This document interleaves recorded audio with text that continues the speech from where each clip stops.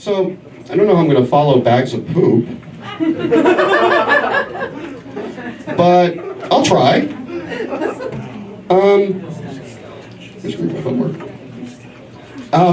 I'll follow this. This has been a pretty momentous year for me, guys. I turned 50 earlier this year. Thank you for cheering the fact that I'm now a senior citizen.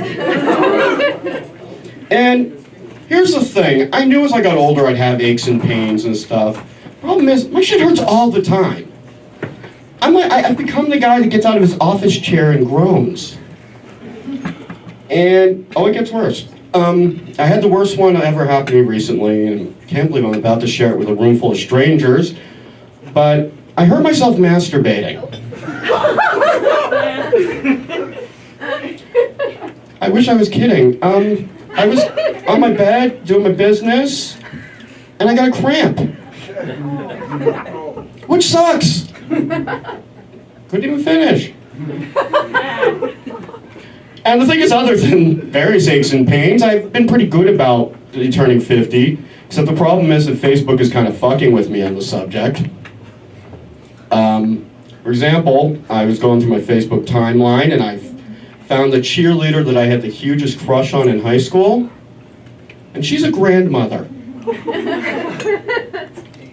Oh, it gets worse. On my literal 50th birthday, open up my Facebook, and the first ad on there is for Our Time 50 Plus Dating.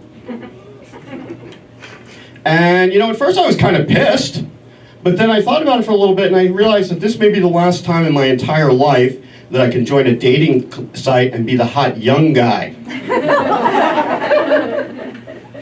So that was a good thing. So you may have probably guessed I am single. What you probably couldn't guess is, one unusual thing about me is that I have a lot of really, really beautiful female friends, which is a good thing overall. But the unfortunate problem is that it's this absolute statistical certainty that at any point in time, one or more of them will be dating a douchebag. And since I've been experiencing this for years, I've realized that there are basically 3 different types of douchebags.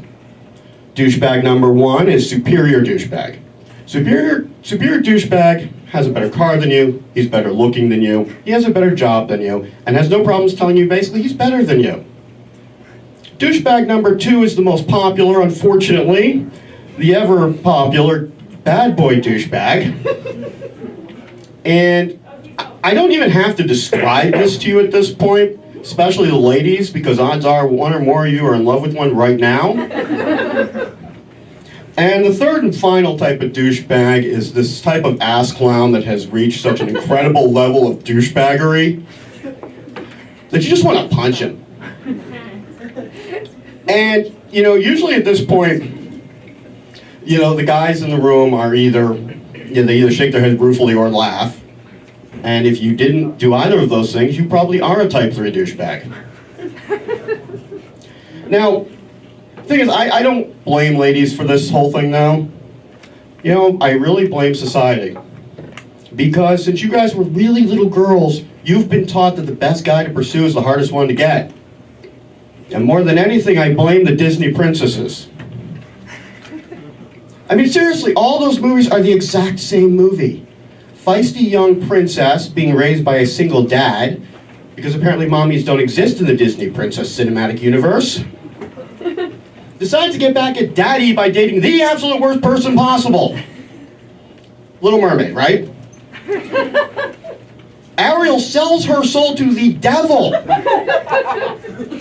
just to hook up with some hot guy she saw at the beach. Pocahontas falls in love with the leader of an army that came to her land for the express purpose of cultural genocide. And I'm sorry, jumping off a really high waterfall with a cool Vanessa Williams song in the background does not excuse how fucked up that story is. And then there's Belle. Every girl loves Belle.